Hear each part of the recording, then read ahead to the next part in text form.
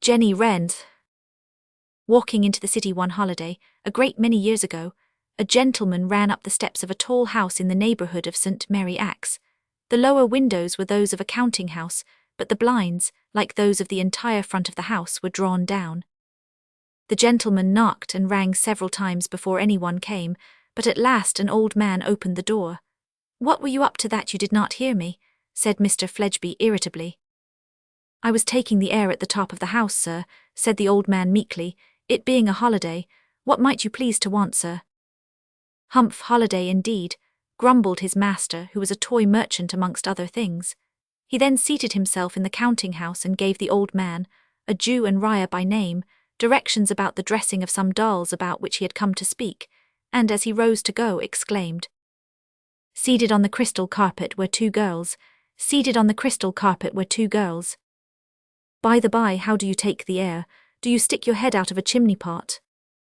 "No, sir, I have made a little garden on the leads." "Let's look it at," said Mr. Fledgeby.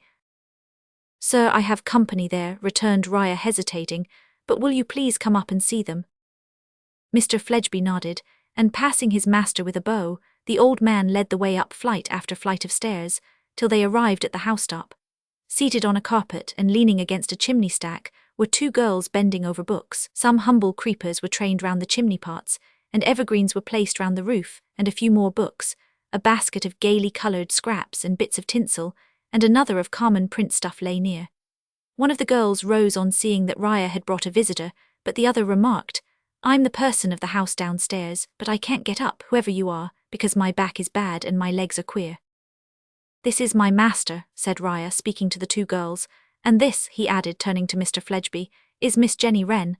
She lives in this house and is a clever little dressmaker for little people. Her friend Lizzie," continued Uriah, introducing the second girl. "They are good girls both, and as busy as they are good. In spare moments they come up here and take to book learning." "We are glad to come up here for rest, sir," said Lizzie, with a grateful look at the old Jew. "No one can tell the rest what this place is to us." "Humph," said Mr. Fledgeby, looking round. "Humph." He was so much surprised that apparently he couldn't get beyond that word, and as he went down again the old chimney pots in their black cowls seemed to turn round and look after him as if they were saying, "Humph," too.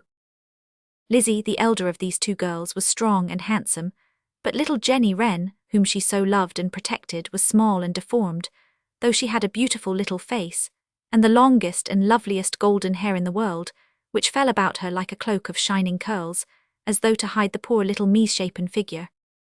The Jew Uriah, as well as Lizzie, was always kind and gentle to Jenny Wren, who called him her godfather.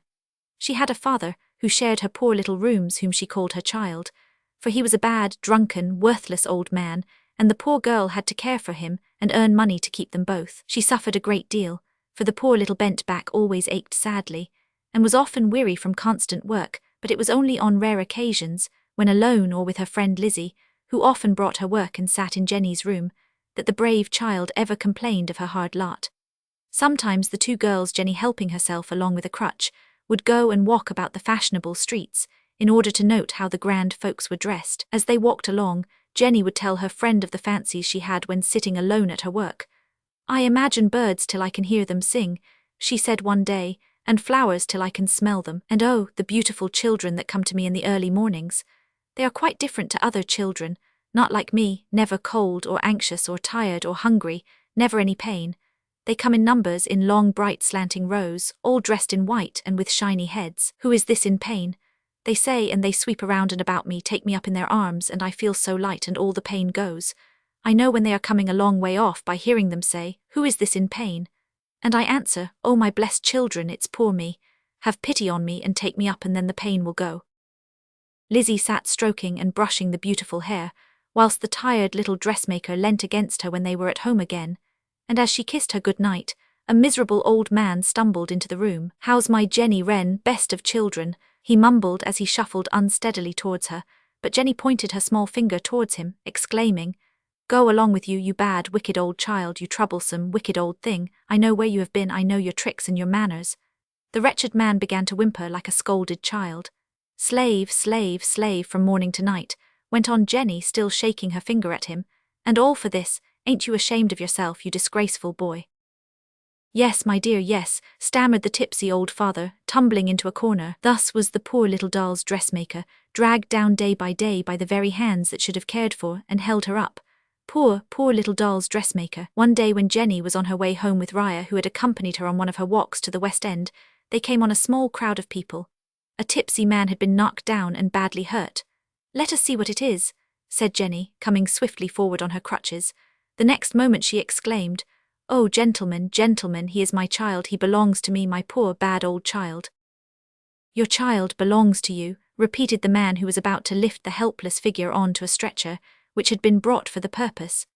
"Aye, it's old Dolls, tipsy old Dolls," cried someone in the crowd, for it was by this name that they knew the old man. "He's her father, sir," said Raya in a low tone to the doctor, who was now bending over the stretcher. "So much the worse," answered the doctor, "for the man is dead." Yes, Mr. Dolls was dead, and many were the dresses which the weary fingers of the sorrowful little worker must make in order to pay for his humble funeral and buy a black frock for herself. Raya sat by her in her poor room, saying a word of comfort now and then, and Lizzie came and went and did all manner of little things to help her, but often the tears rolled down on to her work. "My poor child," she said to Raya, "my poor old child, and to think I scolded him so."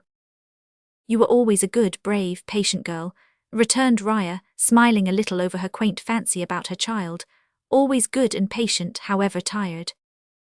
And so the poor little person of the house was left alone, but for the faithful affection of the kind Jew and her friend Lizzie.